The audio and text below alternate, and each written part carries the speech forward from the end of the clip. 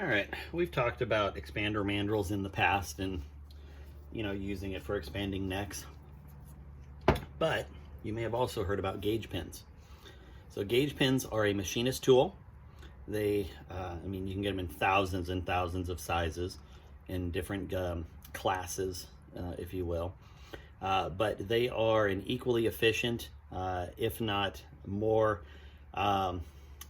I guess I would say there's a lot more flexibility in what you can do in terms of sizing with a gauge pin. So gauge pins come, like I said, in different classes. Now, typically reloaders are going to use what are called ZZ, that's double Z class pins. That means that they are going to be half a thousandths apart from each other, and they're going to have a tolerance of 2 10,000ths. And then what you do is you order gauge pins. This is a 2835 plus. You can order them either minus or plus, meaning that 2 10,000ths is either going to err on the plus or minus side of the number that you order. So these have been used. People have been using gauge pins for a long time. It typically is a little bit more of a niche thing than mandrels. But the only real downside to mandrels is that typically they're offered in a limited number of sizes. So they're usually around a certain caliber, and maybe there's 3 or 4 in that size that you are going to be able to get. But what if you want a little more control even in those sizes? Or what if you do wildcats? What if you do, just something where you want to have a little more control? You want to use a gauge pin. And typically in the past, the only way you could do that is with a bullet puller. So this happens to be a Hornady bullet puller. You would put the gauge pin in your collet, you would tighten it down, and then you would put it either, like in a Forster or CBS or whatever. But for people that are doing any kind of progressive work, gauge pins have sort of been off the table. There hasn't been an easy way to use gauge pins. Even myself, I had to kind of use a makeshift nut system to raise it up high enough so that it wasn't down below the tool head. Otherwise, you can't use all of the functions on your tool head at one time. So imagine my surprise and elation when I found this. So a company out of Texas called Porter's Precision Products, LLC. And I only say that because there's actually another Porter's Precision out of, I don't know, somewhere on the East Coast. So don't get it confused. This is the one out of Lake Jackson, Texas. It was really one of those things where I went, okay, like finally somebody's making something that gives me some flexibility with gauge pins. Now, the way this works is there's a custom built die that he does. And, standard die thread here. And then you've got for a wrench here, and then you've got the top. It is a tapered hole here that he machines out, and what that allows you to do, let me pull this out real quick, is he's got these collets. Now they come in different sizes. I think he has kind of what he classifies as a 6, 7, and 8 millimeter, but the reality is I needed an 8 millimeter for my 280 2, 3, 4, 5 type pins, but he has a chart of what pins will fit in which collet. Now this fits in here, and then as you tighten it down, it's going to compress the collet, obviously.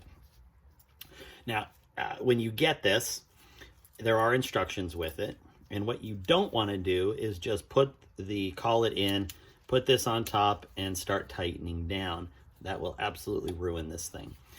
What you want to do, as the instructions say, so if you look in here, there's actually a slight kind of oblong shape to the hole that he machines, and it has a bevel in there, and you're going to simply angle, super easy to do, but you're just going to angle the top side of that collet in there, and that locks it in place, so that thing ain't coming out, all right? And you can tell if you have it in right because this will be pretty much flush at the top. Now when you screw this on, it's really nice, easy peasy. So you're going to choose a gauge pin. Now, he offers gauge pins in any number of sizes, and he does a really great job of taking the tip and tapering one, because a gauge pin, if you were to order these from a like a gauge pin store, which there are online, they are squared off and solid on both sides.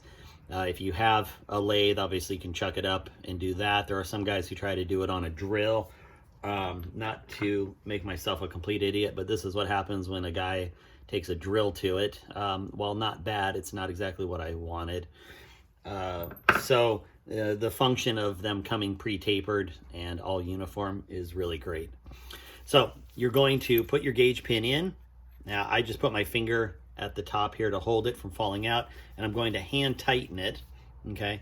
Now I need it to be tighter than that, because if you just hand tighten this and you try sizing, you know, like here, watch, just for fun, just so I can kind of show you what'll happen. If I try doing that,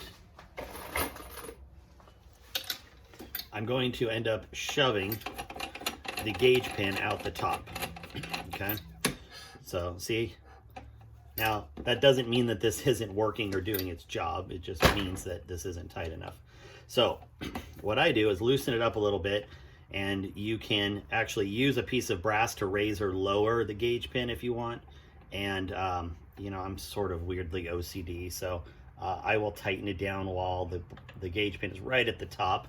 Okay, so now it's where I want it. Now, don't hate me, I just don't have a box wrench big enough for the top. But you're going to do this, and we are going to tighten it down. So now, when I go to expand, it works exactly the way it should. So this thing's great. I really love it.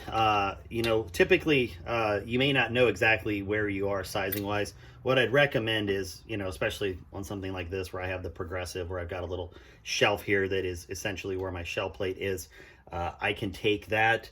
If I really need to, I can hold a gauge pin next to it, and I can say, okay, we're definitely down in the neck. Maybe I'll just go a hair further.